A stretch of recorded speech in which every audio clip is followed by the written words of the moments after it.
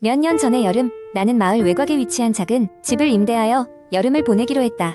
이 집은 오래된 한옥 스타일로 지어져 있었고 주위에는 걷잡을 수 없을 정도로 무성한 숲이 둘러싸여 있었다.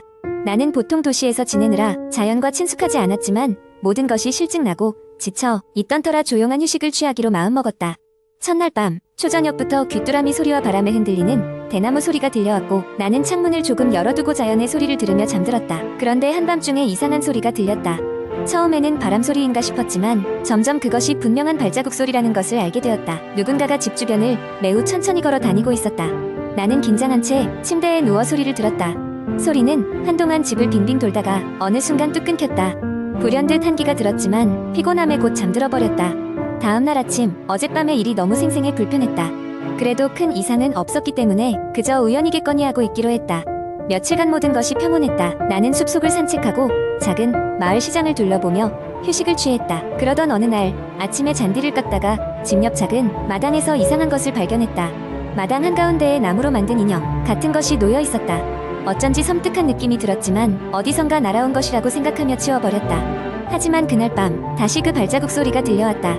이번에는 더 또렷하고 가까이서 들렸다. 나는 두려운 마음에 숨을 죽이고 발소리가 지나가기를 기다렸다. 소리가 멈췄을 때 용기를 내서 창문을 살짝 열어 밖을 내다보았다.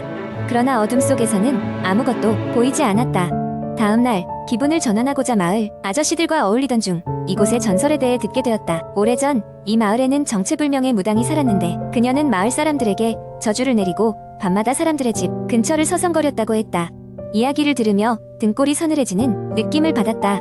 바로 그날 밤 나는 이상한 꿈을 꾸었다. 꿈속에서 나는 그 무당의 모습을 한 여인을 보았는데 그녀는 내 집안에서 무언가를 찾고 있는 듯했다. 깨어났을 때는 땀으로 범벅이 되어 있었다. 더 이상 이 집에 머물 수 없겠다는 생각이 들었다.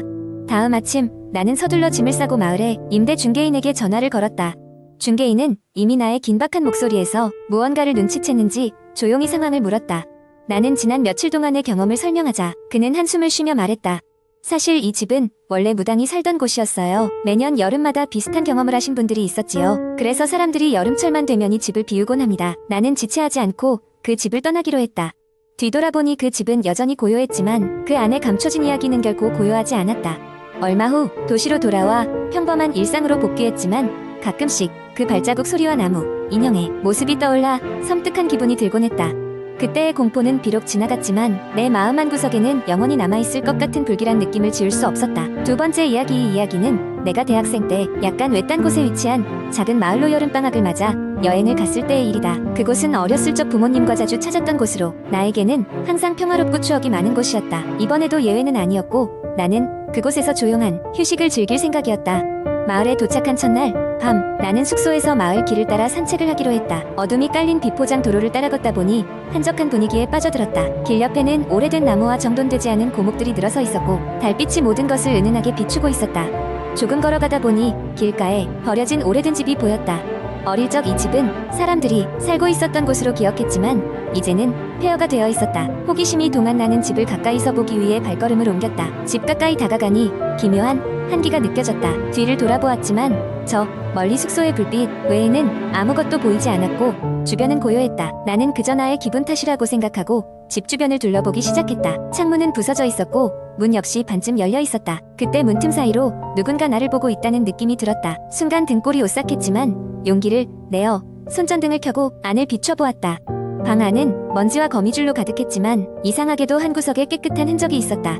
마치 누군가가 최근까지 이곳을 사용해온 것처럼 보였다. 돌이켜 생각해보면 그 순간에 떠났어야 했지만 나는 호기심에 이끌려 더욱 깊숙이 들어가 버렸다. 계단을 따라 2층에 올라갔을 때 오래된 바닥이 끽끽거리는 소리가 주변에 울려 퍼졌다. 그러다 문득 발소리 외에도 다른 소리가 들렸다. 바로 앞방 문이 살짝 열려 있었고 그 틈으로 누군가의 속삭임이 새어나오고 있었다. 심장이 미친 듯이 뛰기 시작했다. 무언가에 이끌리듯 나는 그 문을 열었다. 방은 너무 어두워 아무것도 보이지 않았지만 이상하게도 나를 보고 있는 시선이 느껴졌다. 공기조차 무거웠고 나는 더 이상 그곳에 있을 수 없었다. 곧장 뒤돌아 1층으로 내려가려는 순간 누군가 내 이름을 부르는 듯한 소리가 들렸다. 그것은 친근한 목소리였지만 너무나도 오싹하고 낯설었다. 온몸에 털이 곤두선 채 나는 밖으로 뛰쳐나왔다. 그리고 뒤도 돌아보지 않고 빛이 보이는 방향으로 미친 듯이 달렸다. 숙소에 돌아왔을 땐 이미 땀 범벅이었고 숨이 가쁘게 차올라 있었다. 그리고 그날 밤 이상하게도 나는 깊은 잠에 빠질 수 없었다. 이튿날 아침 나는 이 일을 마을 주민들에게 이야기했다. 그들은 다들 놀란 표정을 지으며 나에게 말했다. 그 집은 오래 전부터 버려진 곳이에요. 한 가족이 살았는데 아주 안 좋은 일이 있었던 곳이죠. 그 이후로는 아무도 그곳에 머물지 않습니다. 그러고 나서부터 나는 그 마을에서 무언가 보이지 않는 것이 나를 따라다니고 날 지켜보고 있다는 느낌을 떨쳐낼 수 없었다. 몇 번이나 그 집에 대한 소문을 듣게 되었고 그 소문은 들을 때마다 약간씩 변하지만 공통적으로 그 집에서 무언가 끔찍한 일이 있었다는 것이었다.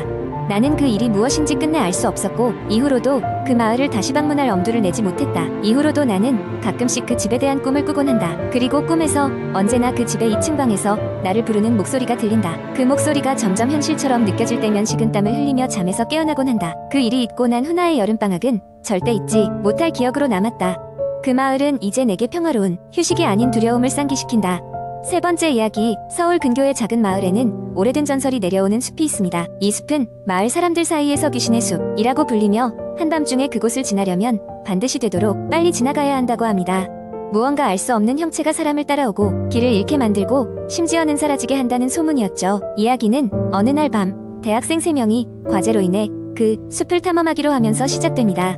민호, 지영, 그리고 수지는 마을의 전설을 믿지 않았고 새로운 시대에 사는 자신들이 이런 미신을 깰 수 있다고 여겼습니다. 밤이 되자 세 사람은 손전등과 캠코더를 준비해 숲으로 향했습니다. 숲 입구에 도착했을 때 그곳은 평범해 보였습니다. 고요했고 달빛 아래 아주 평화롭게 보였습니다. 민호는 생각보다 아무것도 없네. 그냥 돌아가도 믿지 않겠지? 라며 웃었습니다. 그러나 시간이 지날수록 숲 안으로 깊이 들어갈수록 기묘한 일들이 벌어지기 시작했습니다. 먼저 미묘하게 길이 변하는 느낌이 들었습니다. 분명히 직진하고 있었는데 어느 순간 다시 같은 장소로 돌아온 것처럼 보였습니다. 세 사람은 각각 GPS를 확인했지만 그들의 위치는 서로 다르게 표기되고 있었습니다. 지영은 이상하다. 계속 같은 곳으로 돌아오는 것 같아. 라며 불안한 표정을 지었습니다. 몇 시간 후 그들은 커다란 나무 앞에 도착했습니다. 그 나무는 마치 수백 년은 된 것처럼 보였고 그 주변은 이상하게 조용했습니다. 그때 수진이 갑자기 주위를 둘러보며 속삭였습니다. 여기서 우리가 빠져나가려면 왜 아무 소리도 들리지 않는 거지? 공포는 그 순간부터 세 사람에게 살아서 다가오기 시작했습니다. 나무 뒤에서 무언가 흐릿한 형체가 나타나 어둠 속으로 사라지는 것을 목격했지만 너무 빨리 지나가 제대로 보이지 않았습니다. 이내 그들은 서로에게 붙어서는 조금이라도 혼자가 되지 않기 위해 주변을 경계하며 발걸음을 옮겼습니다. 이윽고 민호의 캠코더에서 알 수 없는 소리가 녹음되기 시작했습니다. 어떤 여자의 흐느끼는 소리와 함께 말도 안 되는 속도로 속삭이는 소리들이 마치 그들을 비웃고 조롱하듯 간헐적으로 들려왔습니다. 나가, 지마. 세 사람은 심장의 박동 소리가 점점 더 커지는 것을 느꼈습니다. 정신이 혼미해질 무렵 그들 중 한 명인 지영이 겁에 질려 소리를 질렀습니다. 우리 집에 가야 해. 더 이상 못 버티겠어. 세 사람은 달려나가기 시작했습니다. 길은 여전히 미로와 같았고 속삭임은 끝없이 따라다녔습니다. 그러나 그들이 포기하지 않고 계속 달리는 가운데 멀리서 희미하게 불빛이 보이기 시작했습니다. 마침내 그들은 숲의 경계를 넘어 마을로 돌아올 수 있었고 흉물스러운 숲에서 탈출할 수 있었습니다. 하지만 다음날 아침 수지는 갑자기 실종되었습니다. 그녀의 방에서는 숲에서 들렸던 그 흐느끼는 속삭임이 녹음된 민호의 캠코더만이 남겨져 있었고 그녀의 자취는 어디서도 찾을 수 없었습니다. 모두가 의문에 빠진 가운데 민호와 지영은 공포 경험을 이야기하기 위해 그 숲으로 다시 가야 할지를 고민했습니다. 더욱이 수진의 실종 이유가 숲에 관련이 있다는 확신이 들자 누구보다도 숲의 전설이 사실이라는 끔찍한 결론에 다다르게 되었습니다. 수진의 가족들과 마을 사람들까지도 이제는 그곳을 귀신의 숲이라고 부를 수밖에 없었고 무서운 전설은 더욱 견고히 자리를 잡게 되었습니다. 끝내 숲은 여전히 비밀과 공포의 장소로 남게 되었고 또 다른 누군가가 그곳에 발을 들이기 전까지 전설은 계속될 것으로 보입니다.